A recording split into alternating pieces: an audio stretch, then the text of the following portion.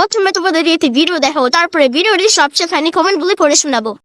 অনেক দিন ধরে সুমি তালের বড়া খেতে চাইছে। ডাক্তার যেহেতু ওকে অনেক কিছু খেতে বারণ করেছে, সেই জন্যই আমি ভয় পেয়েছিলাম ওকে তালের বড়া দিতে, কারণ তালের বড়াটা সম্পূর্ণ বুড়ো তেলেই ভাজা, আর এই মুহূর্তে ওকে তেলে ভাজা খেতেই বারণ। সে যাই হোক, খেতে যখন চাইছে অল্প বানিয়ে আমি সুমিকে বলেছিলাম, তোকে যে তালের বড়াটা বানিয়ে দেবো সেটাই কোনো সুজি নারকেল কিছুই দেবো না। অমনি সুমি বলে উঠলো, না মা, তাহলে আমি খেতেই চাই না, তুমি সবকিছু দিয়েই টেস্টি করে বানাও, আমি অল্পই খাবো, আমার খুব তালের বড়া খেতে ইচ্ছে করছে। তাই দেখো, প্রথমেই আমি তাল দুটো ধুয়ে ভালো করে মেখে নিলাম। ভালো করে ছেঁকে না নিলেও এই বড়া খেতেও ভালো লাগে। যদি তোমরা তাল না ছাকো তাহলে মুখের মধ্যে আঁশ লাগবে। সে যাই হোক, একটা নারকেল আমি ভালো করে কুড়িয়ে নিলাম। এবার আমি সবকিছু দিয়ে ভালো করে মেখে নেব। প্রথমে দেব তাল, তারপরে চালের গুঁড়ি, ময়দা, নারকেল, চিনি, লবণ, কিছুটা সুজি আমি ভিজিয়ে রেখেছিলাম, সেটা জল ছেঁকে দিয়ে দেবো এর মধ্যে। এবার ভালো করে মেখে আমি তেল গরম করে ভেজে নেব। ঠিক এরকম করে তালের বড়া তোমরা বাড়িতে বানিয়ে খেয়ে আমাকে জানাবে কেমন হয়েছে খেতে। এদিকে তালের বড়া ভাজতে ভাজতে সুমি আমাকে বলে উঠলো, মা, তালের বড়া ভাজা হয়েছে তোমার? হ্যাঁ, হয়ে গেছে, খাবি আয়। জানো তো, আগের থেকে সুমি এখন বেশি খাওয়ার বায়না করছে। শুধু আমাকে বলে, মা, আমার এটা খেতে ইচ্ছা করে, ওটা খেতে ইচ্ছা করে, কিন্তু আমি যে সবকিছু দিতেই পারি না। এবার ভাবছি ডাক্তার কাছে গিয়ে বলবো সুমি সব খাবার খেতে পারবে কিনা। অনেক দিন ধরে ফুচকাও খেতে চাইছে, কিন্তু সেটাও আমি খেতে দিতে পারছি না, কারণ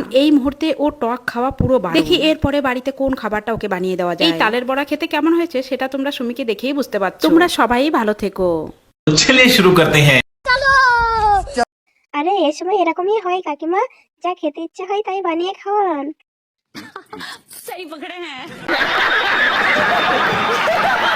কাকিমা হলুদ দিলেন না যে? হলুদ দিলে আরো একটু টেস্টি হয়। বলেন কি? কাকিমা, নারকেল বটিতে না করে আপনার দাঁতের নিচে কয়েকটা ঘষে মারলেই তো সুন্দর করানো হতো গো। बड़ा हरामी हो बेटा। সুমি রচনা না পড়ে সুমি রচনা দিয়ে একটা মুভি লিখতে পারেন তো কাকিমা। ঠিক বলেছো।